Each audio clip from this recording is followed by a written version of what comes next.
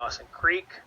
Um, we are really pleased that despite the pandemic, you're able to make it to join us, whether you're starting in May or whether perhaps you've already been studying with us and are now finally able to travel.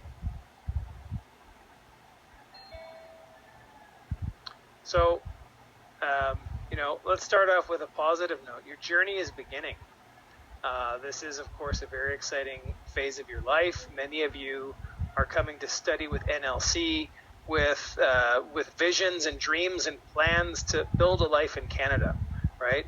Study with us, get that knowledge and experience that you need to succeed in the Canadian workforce, and then get a postgraduate work permit and work here in Canada with an aim at eventually staying in Canada. And so this is a very exciting journey for you, and we want to support you throughout it. And just kind of as a bit of inspiration, I'm sharing here some photos of our international students doing some of the things that we love to bring them out to do. Bring them horseback riding, bring them camping in the snow, or bring them skiing. These are all photos of our international students doing activities. And we hope as we come out of the pandemic to return to doing more of these activities and doing them with you. So, as I said, the journey begins and you've made a great choice. We're so very glad that you chose Northern Lights College. Not only do we offer a really affordable tuition and great class sizes, but we offer the world-class education that is guaranteed by the BC, British Columbia higher education system. We offer unique life experiences up here in Dawson Creek and Fort St. John. We just showed you some photos of some of those. And of course, we have a really vibrant economy up here and amazing job opportunities for those of you that are planning to study and work during your time with us. But as I've kind of hinted at, your studies are beginning in difficult times, uncertain times. I know that a number of you, if you're starting in May, have probably had to change your start date a few times. We've had students that were planning. So you are required to register at the https portal switchhealth.ca so you can book your specimen pickup. I was told that you can start logging in as early as 3 o'clock in the morning for your specimen pickup because the queue can get so long. Next slide. Okay. Once you complete your 3-day stopover quarantine at the airport, you have other options to spend your 11-day quarantine. So for May 2021 term, you can stay anywhere in Canada because classes will still be online. So that will be for 2 months, May to June. You can stay with your family or friends elsewhere in Canada. You can arrange hotel, Airbnb, or room rental. You can go straight to an apartment rental, or we can provide you a list of different options, both in Dawson Creek and Fort St. John, where you can spend your 11-day quarantine. And we can also help you with your grocery deliveries if you don't have any families or friends that could support you while you are in quarantine. So to do this, we will be sending you a form authorizing us to deduct this amount of grocery items from your student account. You can also avail of the student housing after your 11-day quarantine.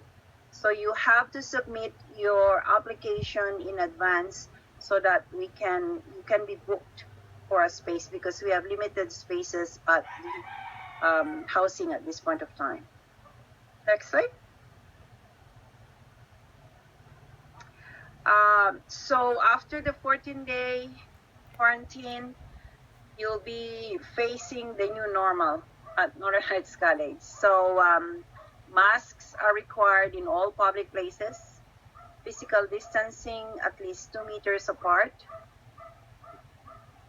focus on hygiene and cleaning. So Every public facility, including Northern Lights College, will have a sanitizer at the entrance of their buildings that you have to use.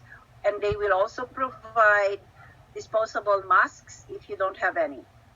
Uh, they minimize group activities, especially indoor group activities. Some outdoor activities are allowed now, but with limited number of people involved. There will be reduced on-campus services and more online services up until we go back to that new normal situation. Safety in public spaces and restaurants. Right now, the restaurants are only allowing pickup and delivery of food. Some of the restaurants with bigger spaces are having outdoor tables outdoors that patrons can use. Again, limitation. There is a limited capacity for spaces at the Northern Lights College housing. So if you intend to stay at the housing, you have to submit your application form ahead of time. There you go. We hope to see you soon. Thank you, Marissa. And we'll just close with a bit more inspiration when you're graduating. So with that, we'll say thank you.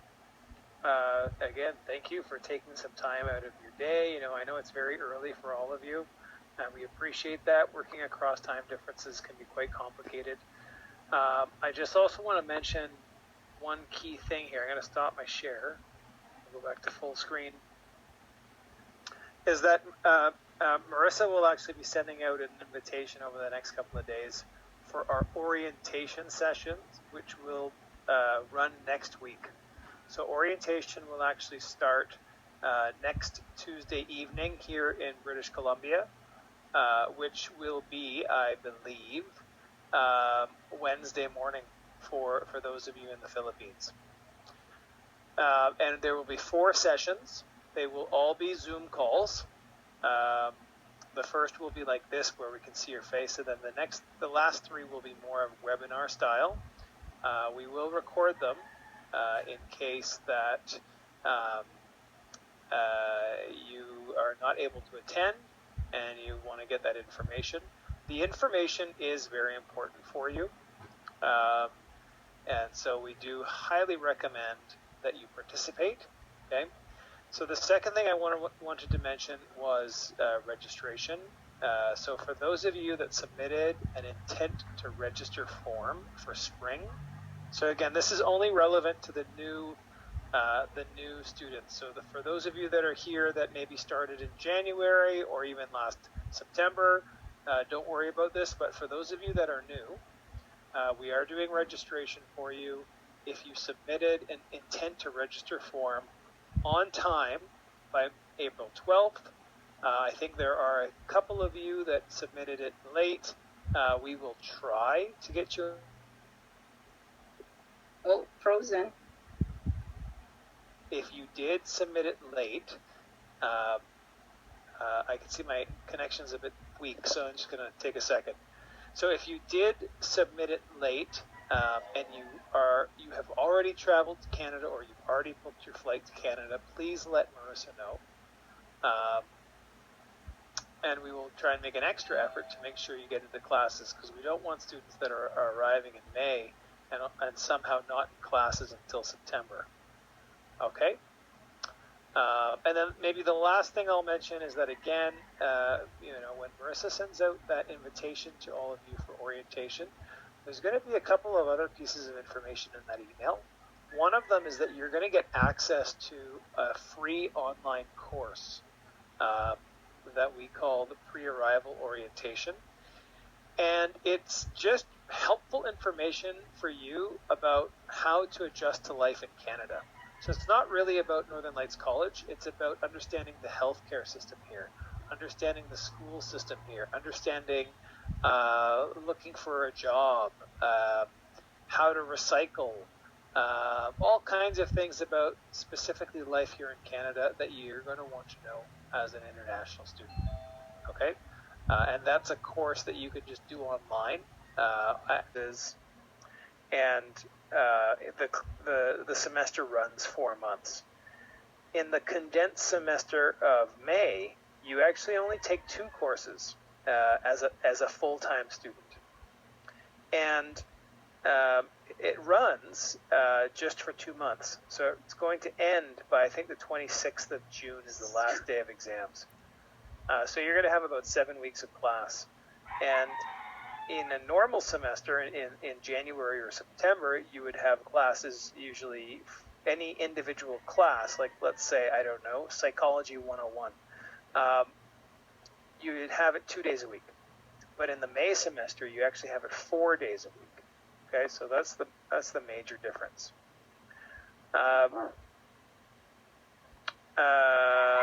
Mary Lou is asking if it is true that the school covers 50% of the hotel quarantine price. Sorry to burst the bubble, Mary Lou, but no, that is not true at all.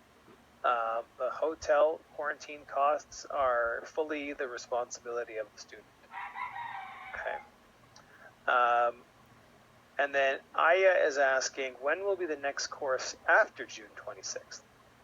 So most students, most students that start in the spring, they take 2 courses in May and June, and then they have July and August off, completely off, and then they start in September, right? And students that are continuing from the winter, from January, usually take the full summer off. But you can choose to optionally take other courses. So for those of you that are arriving in May, there are other courses in July and August. You could choose to take them. It's fully your choice. Okay?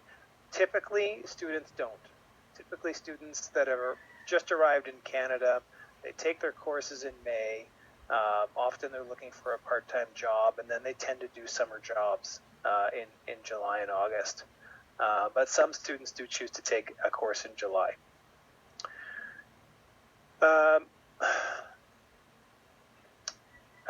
Zim is asking, where can we possibly see the list of students who were registered by NLC? So we actually won't share with you a list of students. But if you're asking, when will I know if I'm registered? Follow the instructions that are going to be sent by Marissa in the next couple of days for the orientation. There's information on how you can log into what's called the My Apps page at NLC, which is where you will access one of our apps, which is called Web Advisor. You will log on to that, and you'll be able to check your schedule. So you'll be able to see which courses you've been registered into. And remember, for those of you starting in May, you're only going to be registered in 2 courses, right? So if you see 2 courses, don't think, where are my other 3 courses? You don't take 5 courses in May, only 2, okay? Angel is asking if the rooms at NLC student housing are co-ed, meaning both males and females. So typically, the apartments are not co-ed. So it's men and women living separately. But the entire building itself is definitely co-ed, right? So there's men and women living in the same building. Typically, the apartments, so that's where you would be, let's say you're in a 4-person apartment, you have your own private bedroom, then you share 2 bathrooms, a kitchen, and a living room with 3 other people. And they would be of your same gender, right? And then, of course, we also have separately some rooms available for families.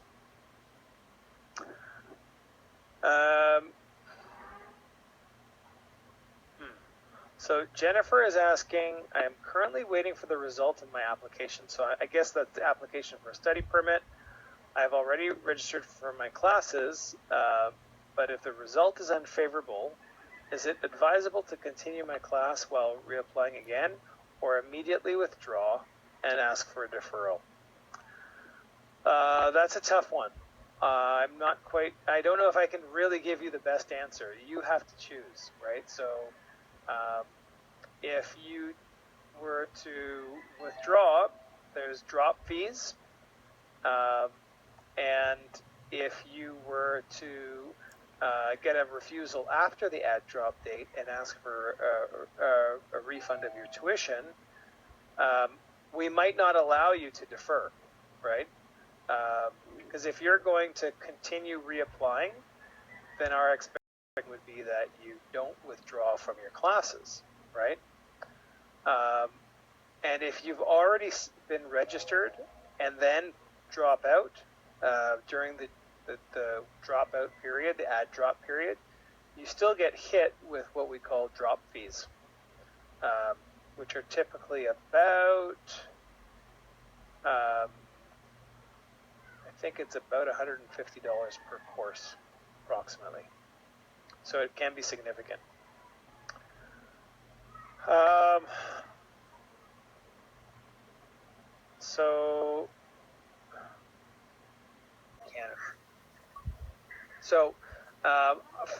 From our perspective, there's really no problem with that whatsoever. Okay. And then Christine is just saying, did I understand this right? If you're going to have your spring semester here in the Philippines and already have a visa, should we travel in August? Well, what we were saying is that there shouldn't be any problem with you traveling in August. But if you travel in July, when your classes aren't actually starting until September, there could be an issue with it. But at the same time, you are a continuing student, right? You're not a new student. You already started in May. You're a continuing student. So that should work in your favor. Ultimately, you're going to have to check with the Canadian website. You might also want to speak with your airline to see if they have any insight as well.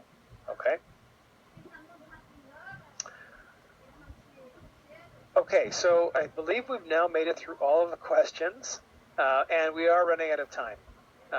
We have been going for an hour, so I believe we're going to close it off here. Again, thanking you for your time. I know it's really early for everybody, so we appreciate you sharing some time with us. Please look out for that message coming from the Students at International email address that Marissa will be sending out. It's going to have all of the registration information for orientation. And for some of those webinars, you actually have to register ahead of time. It's going to have information on our